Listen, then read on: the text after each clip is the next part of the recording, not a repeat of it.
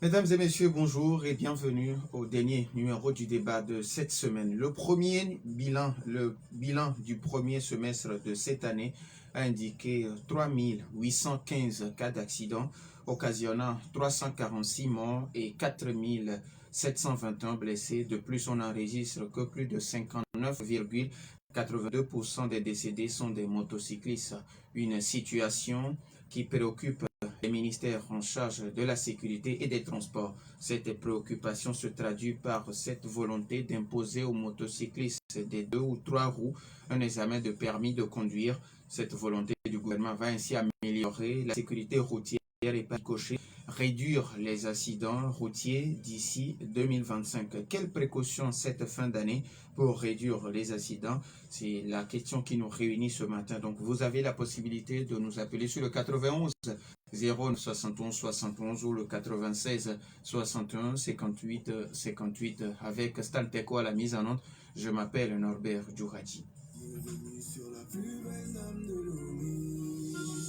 Une fois encore, merci de nous faire confiance. Je le disais dans mes mots introductifs, le bilan du premier semestre de cette année a indiqué 3815 cas d'accident qui a occasionné la mort de 346 personnes et 4721 sont blessés. Alors, quelles précautions pour réduire les accidents en cette fin d'année? Vous avez donc la possibilité soit de nous appeler sur le 91 09 71 71 ou le 96 61 58 58 ou encore réagir sur la page Facebook de Nana FM.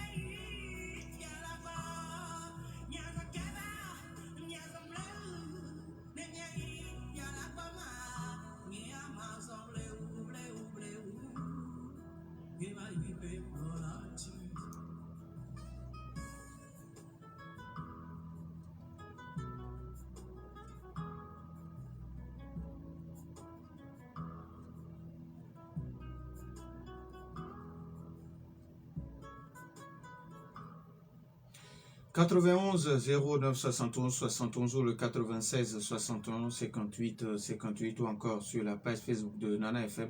C'est par ces canaux que vous pouvez réagir ce matin par rapport à notre interrogation. Quelles préoccupations en cette fin d'année pour réduire les accidents de la circulation? Alors, je l'ai déjà dit, le bilan du premier semestre de cette année 2021 indiquait 3815 cas d'accidents qui a occasionné la mort de 346 personnes et 4721 personnes blessées. Alors, nous avons un premier auditeur en ligne. Naref, allô? Oui. Allô? Pélé, bonjour. Bonjour. Comment allez-vous? Alors, selon vous, quel Au moment de l'embouteillage, c'est pas parce que nous avons des feux rouges qu'il ne doit pas avoir des forces de l'ordre. Oui. Si vous allez à Cotonou, chaque carrefour, vous allez trouver 3, 4, 5 agents de sécurité. C'est parce que les gens vont violer. Et il faut les arrêter. Il faut les sévir. La rigueur n'est pas gratuite.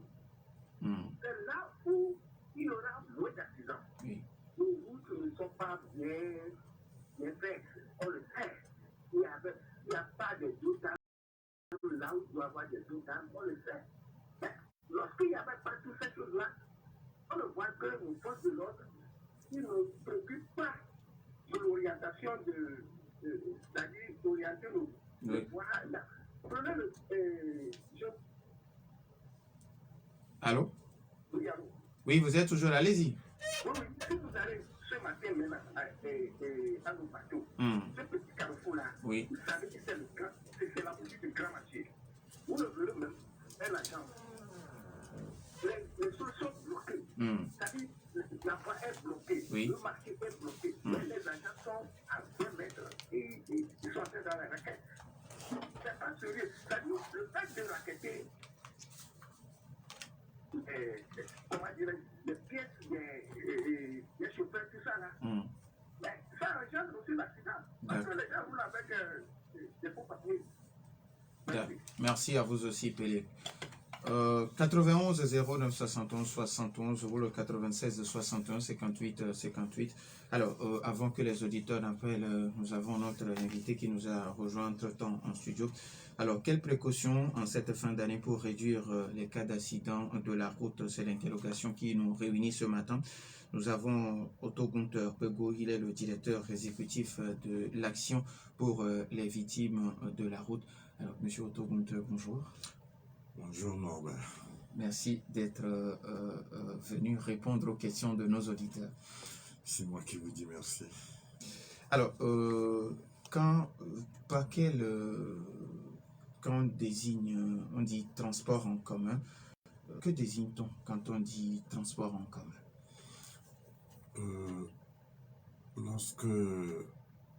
Avant de venir à cette réponse, je voudrais rapidement saluer les auditeurs et auditrices de Radio Nana FM et m'excuser pour mon retard.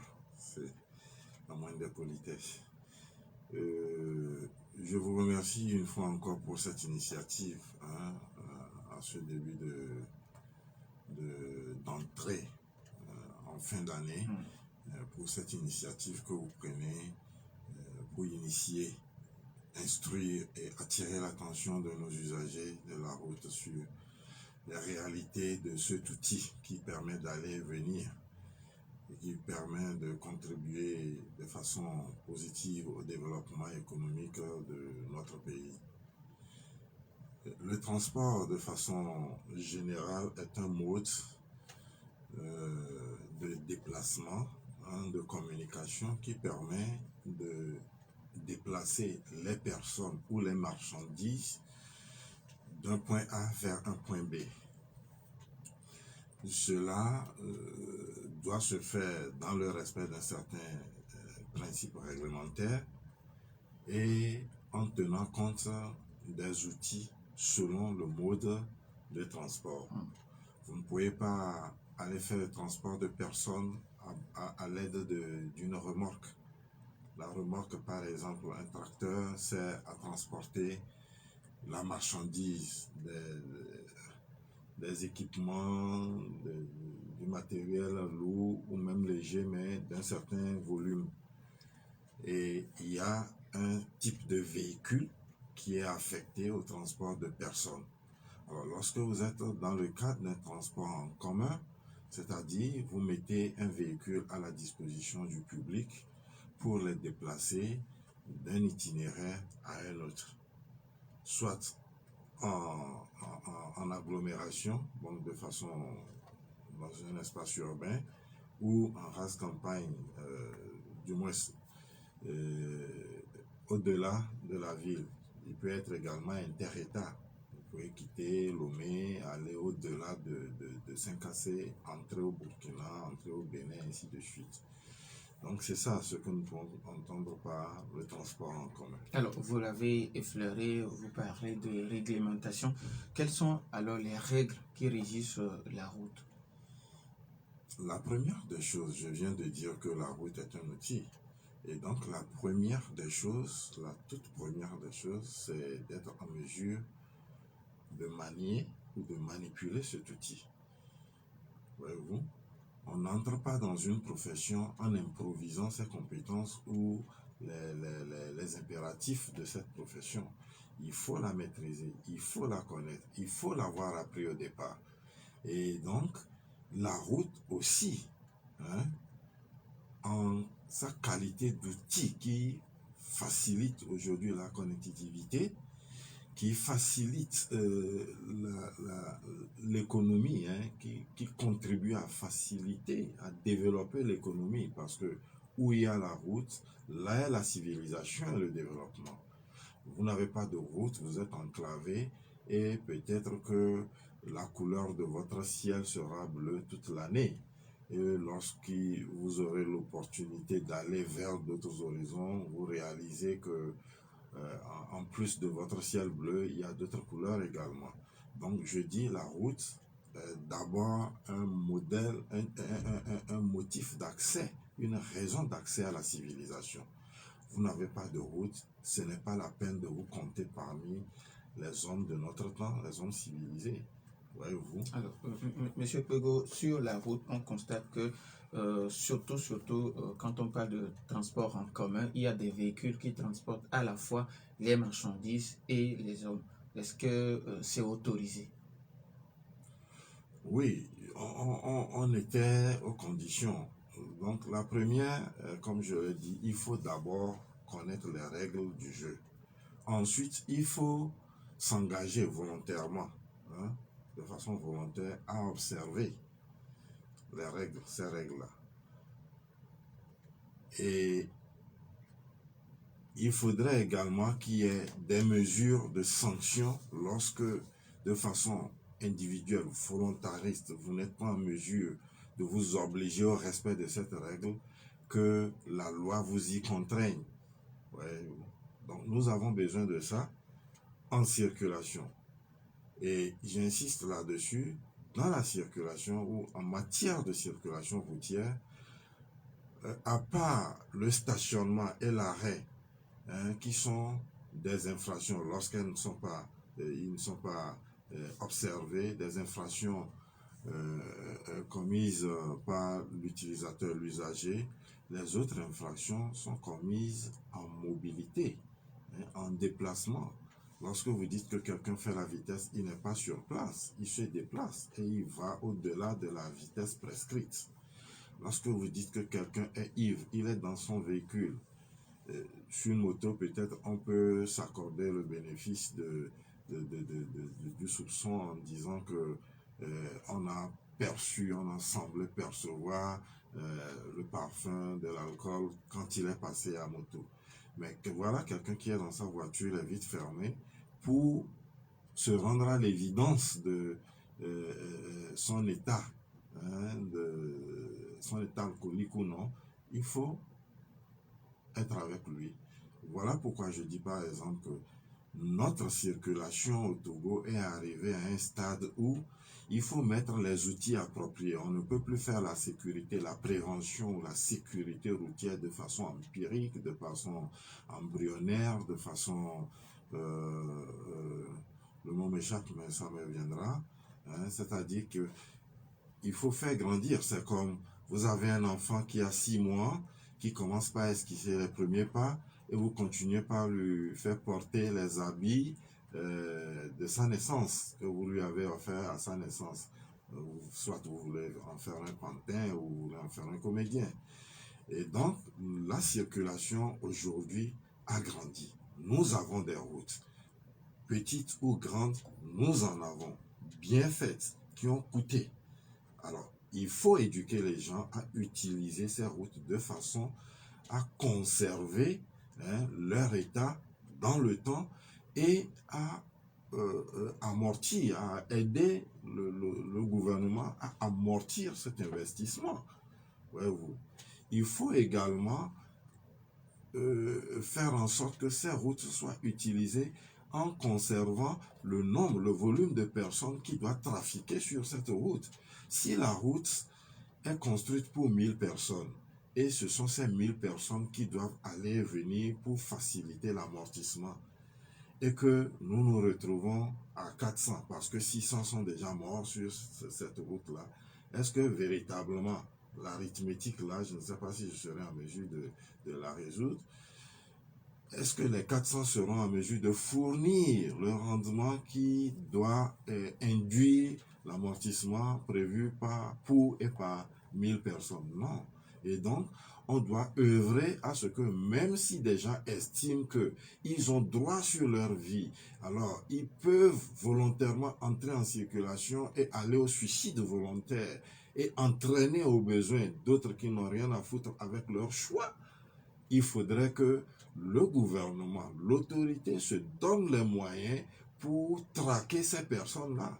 Parce que les routes n'ont pas été construites. On n'a pas mis des milliards pour qu'on voit les gens aller se pendre, voyez-vous. Ensuite, il faudrait outiller. Donc, lorsque j'insiste sur ce deuxième point, ça entraîne que le troisième point, le contrôle, la sanction ne doivent pas être optionnelles. Non, il n'y a pas d'éducation qui n'entraîne pas l'évaluation et après l'évaluation, une sanction. Il est temps aujourd'hui que dans cet élan de démocratie, dans cet élan de liberté que le gouvernement accorde à un certain nombre de personnes pour aller et venir, je reste foncièrement dans le cadre routier, où vous pouvez sortir de votre maison, entrer dans la circulation sans être inquiété, que les gens puissent avoir la décence, le niveau d'éducation, le niveau de civisme approprié pour entrer. Et il faudrait qu'en face, l'autorité se donne les moyens pour trier dans la circulation ces personnes-là qui ne sont pas indiquées, qui n'ont pas les prérequis pour entrer en circulation. Ce n'est pas une compétition de mortalité, ce n'est pas une compétition d'handicap. Nous sommes en train de compétir pour répondre à la compétitivité internationale, à l'urgence de développer notre pays. Alors, je vais poser encore cette question, on donne la possibilité aux auditeurs de réagir. Alors, dans le cadre de la réalisation de cette émission, j'ai essayé d'interroger quelques citoyens qui me disent que la plupart, certains accidents sont causés par ce que nous appelons la priorité à droite. Alors, vous voulez bien revenir sur ce thème de priorité à droite pour que les uns et les autres puissent comprendre? Oui, merci pour cette question, Norbert. Il y a beaucoup de choses que nos usagers confondent dans la circulation naturellement parce qu'ils n'ont pas appris avant d'entrer. La priorité à droite ne veut pas dire tourner à droite. On a répété. La priorité à droite signifie tout simplement, vous arrivez dans une intersection et il y a un usager qui débouche de votre droite. Ce dernier doit passer avant vous. Il entre dans la circulation. Il tourne soit à droite, à sa droite, il tourne soit sur sa gauche, il va soit tout droit devant lui, et ensuite, vous prenez votre direction, vous continuez votre circulation. C'est ça la priorité à droite. Ceci ne veut pas dire, lorsque vous arrivez dans une intersection, que le feu soit rouge ou vert, vous tournez. Il y a des carrefours, des intersections exceptionnelle dans notre capitale qui appelle à cela compte tenu de l'usage que d'autres usagers officiels en font. Ceci ne donne pas le droit aux usagers de le dupliquer à d'autres intercessions. Dans le principe du code, lorsque vous n'avez pas un montant de feu tricolore qui porte des flèches de dégagement, qui clignotent en vert ou en orange pour vous indiquer la conduite à tenir, vous vous arrêtez tout simplement. Vous posez le pied sur le frein et vous marquez un arrêt tout simplement. Voilà. Les auditeurs ont maintenant la possibilité de nous appeler sur le 91 09 71 71 ou le 96 61 58 58. Quelles précautions en cette fin d'année pour réduire les accidents de la route? Nous avons un premier auditeur en FM. Allô? Oui, allô, bonjour. Bonjour, Massa. Bonjour à votre invité. Bonjour, Mas. Bon, moi, je voudrais faire un petit parallèle. Quand nous parlons de circulation, c'est comme si nous parlons beaucoup de Covid-19. Je voulais faire le parallèle. Nous parlons du vaccin. Dans la circulation, le vaccin pour moi, c'est le code de la route. Et les remèdes à appliquer, le Covid n'en a pas encore. Et pour bien circuler, il faut le permis de conduire en premier lieu. Ça, c'est indispensable. Non, pas sans permis de conduire, on ne va pas entrer en circulation avec un engin. Ça fait partie des mesures barrières. Il faut le civisme. Le civisme, c'est le bon sens. Il faut le respect de la vie des autres. Dans le respect de la vie des autres, il y a la vitesse, il y a le réglage des phares, les stationnements. Il y a sur en route des camions qui tombent en panne et qui ne signalent pas qu'elles sont en panne et s'arrêtent. Et des fois, ça cause des morts. Et pour terminer, il y a les signalisations verticales et horizontales. Je déplore vraiment à Lomé, c'est le grand défaut. Les signalisations ne sont pas mises en place par l'État. Quand on parle des feux rouges, les policiers, c'est eux qui doivent assurer au rond-point et au carrefour ces fonctions. Mais qu'est-ce qu'ils font? Quand ils sont roulés en panne, ils vont se passer sous un arbre. Et quand vous passez, ils sifflent, monsieur, vous avez violé le feu rouge. Alors que la civilisation ne marchait même pas. Je voudrais poser une question à votre invité. Oui.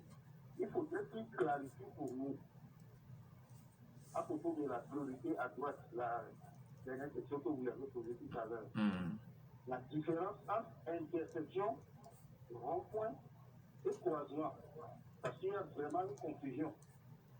Est-ce que la priorité à droite s'applique systématiquement au niveau des intersections, des ronds-points et des croisements?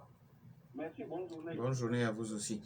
91 09 71 71 ou le 96 61 58 58. Nana FM, allô? Bonjour. Bonjour. Je vous laisse Joël. Joël, vous pouvez diminuer un peu le volume de votre poste récepteur?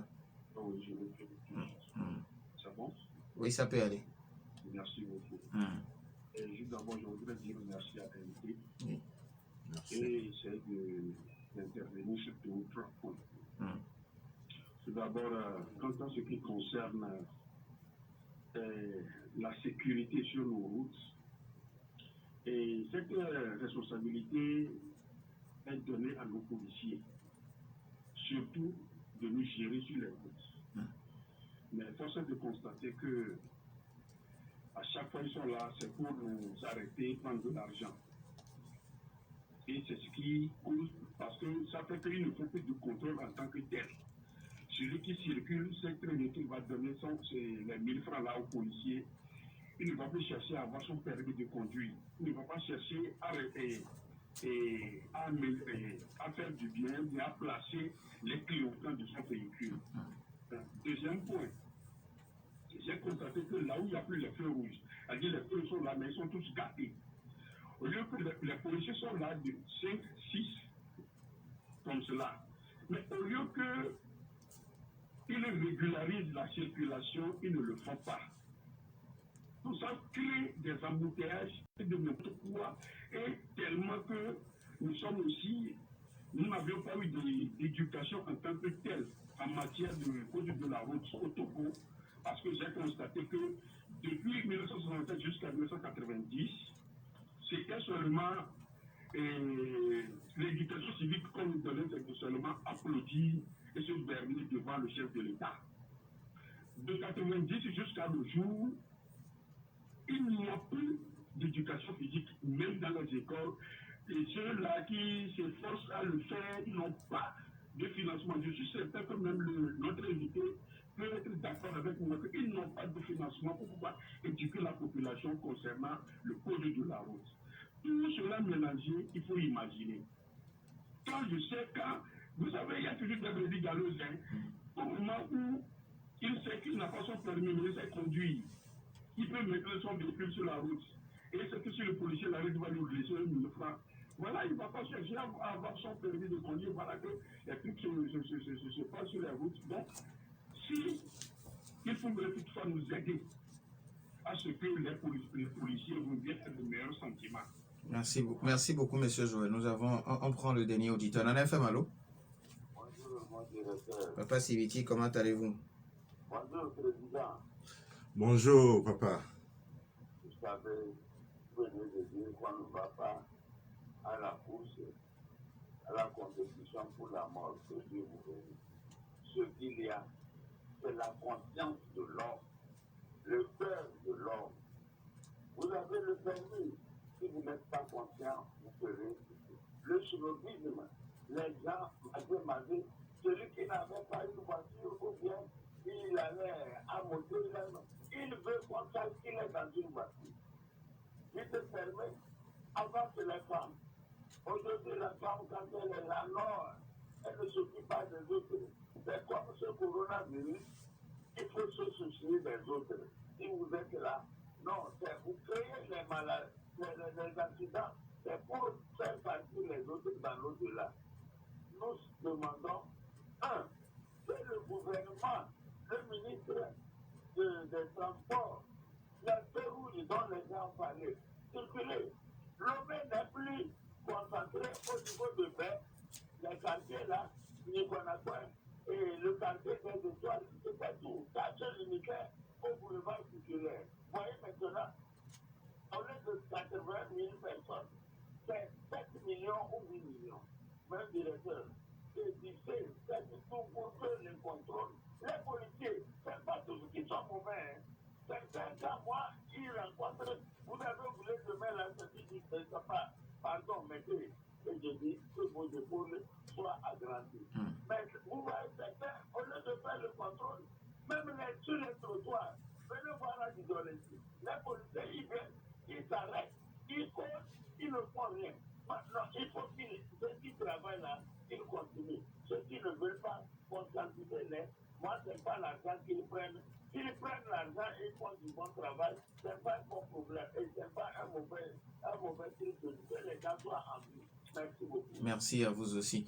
On ne va plus prendre d'auditeurs. On donne la possibilité à l'invité de répondre. Alors, Monsieur Kwego, vous avez suivi surtout de l'intervention de Papa Siviti. On dit tout le monde n'est pas corrompu.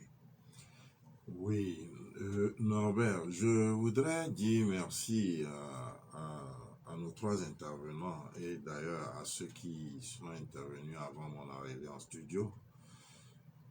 Et je voudrais rebondir par la fin de l'intervention du deuxième intervenant de tout à l'heure, Joël, pour dire que de 90 à ce jour, du fait de l'instabilité du pays pour des raisons politiques, nous avons eu les deux tendances, et les délinquants et les bien éduqués. Il s'agit aujourd'hui de faire un choix. Lorsque vous vous réveillez ce matin, vous réfléchissez, vous vous êtes réveillé en bonne santé, vous faites un choix de sortir dans la circulation et de n'agir que de façon délinquante.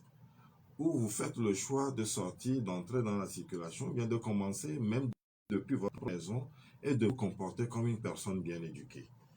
Je prends le second. Vous vous comportez comme une personne bien éduquée. Vous sortez, vous saluez vos enfants, vous saluez votre épouse ou votre époux, vos cohabitants, et puis dans le quartier, jusque chez vous, quand vous avez la possibilité de saluer, vous saluez. Vous vous rendez disponible à apprendre des autres. Comme le dira l'autre, écouter, c'est avoir la créativité nécessaire pour donner un sens réel à ce qu'une autre personne nous communique. Alors, ce que les autres font, nous avons besoin d'en apprendre.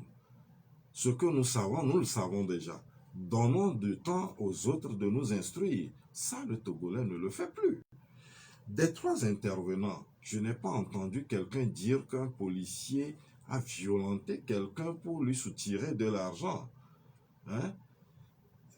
Et le corrompu et le corrupteur sont fautifs. Mais c'est le corrupteur qui commence, qui ouvre le bal. Pourquoi est-ce que vous êtes obligé d'entrer en circulation en position de faiblesse pour être obligé de devoir donner à quelqu'un indûment ou je ne sais pas comment quelque chose? Ça ne me plaît même plus ce débat-là. Nous avons dépassé ce débat. Parce que c'est la même population qui va commencer par crier lorsque ces agents vont commencer par travailler de la façon orthodoxe qui est la leur. Ouais, on ne peut pas avoir une chose et son contraire. Je dis ce débat-là qu'on arrête. Lorsque vous sortez de votre maison, à qui profite une moto qui dispose de son rétroviseur, de son clignotant, une moto qui est techniquement bien en forme dans la circulation? C'est à vous le propriétaire. À qui profite une voiture qui a subi une visite technique et qui est déclarée à jour et autorisée à circuler? C'est vous son propriétaire. Et donc, lorsque vous n'êtes pas à jour, à qui profite une voiture assurée dans la circulation en cas d'accident? C'est vous son propriétaire. Et donc, lorsque vous ne le faites pas, vous induisez le policier en erreur. Maintenant, le fait que lui aussi prenne les sous, je dis, je ne fais pas l'apologie, mais je dis, si on se lève aujourd'hui, on sort, on prend une portion de route et on prend un échantillon d'usagers dans la circulation, 10, et les 10 sont à jour, je ne pense pas que le policier, il aura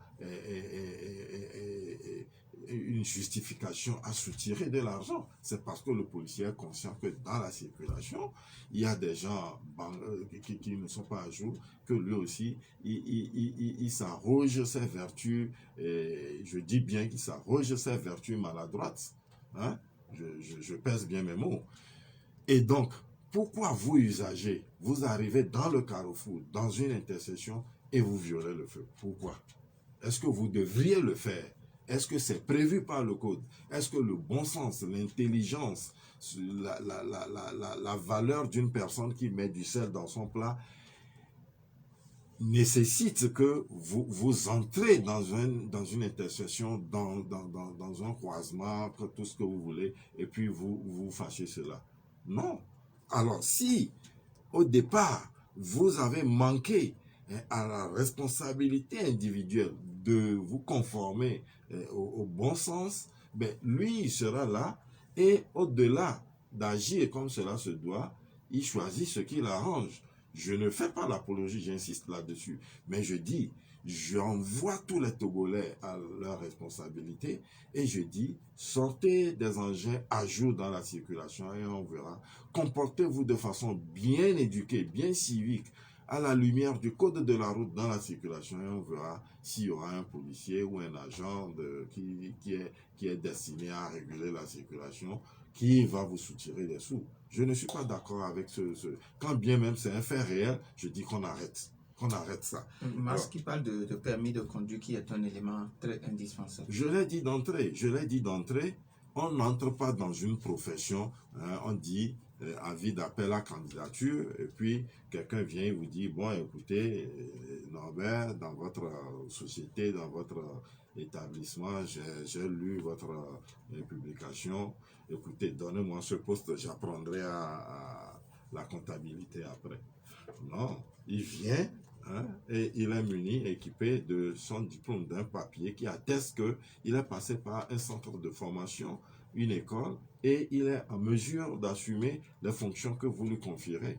Et donc, dans la circulation, je dis, moi, pour ceux qui me connaissent, on est d'accord, je reste le même, tolérance zéro pour ceux qui entrent dans la circulation sans le permis de conduire, tolérance zéro. Et je voudrais décliner par là pour féliciter et encourager l'autorité qui, par exemple, à Palimé la dernière fois, mardi dernier, a lancé ce projet de renforcement de la sécurité routière qui passe par le permis obligatoire pour les motos. Monsieur le ministre de la Sécurité, conjointement avec son homologue des transports, avait lancé ça à la veille de Corona.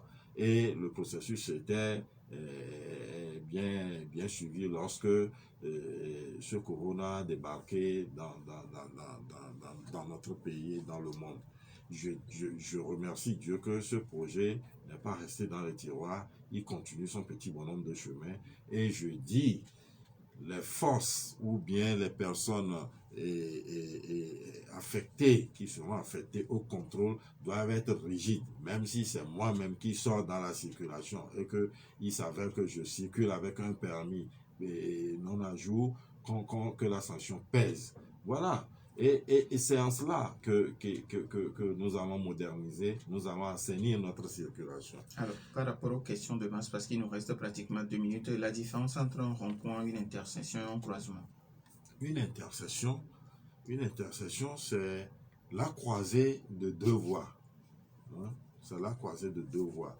On peut avoir même 3 voies. Hein?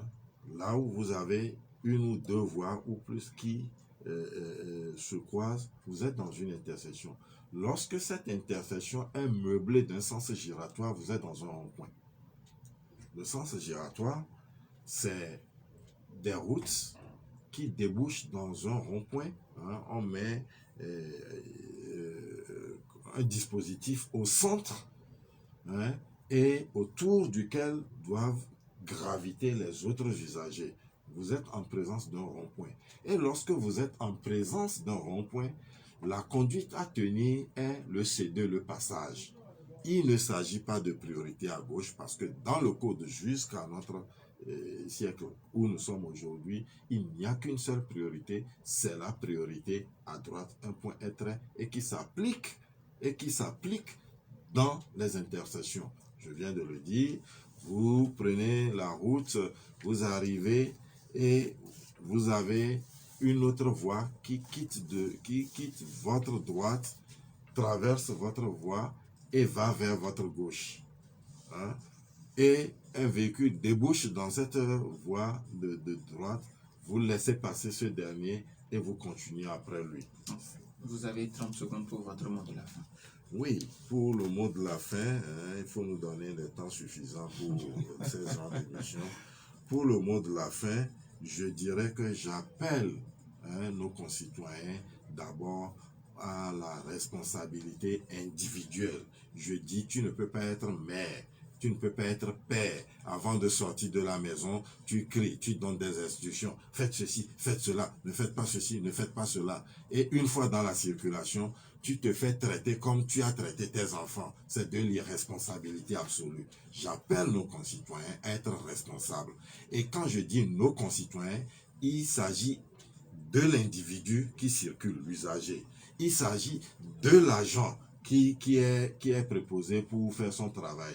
Il s'agit également de l'autorité. Je suis désolé de mettre tout le monde dans le panier comme ça, parce que l'autorité doit donner les moyens à l'agent de sévir, de faire son travail.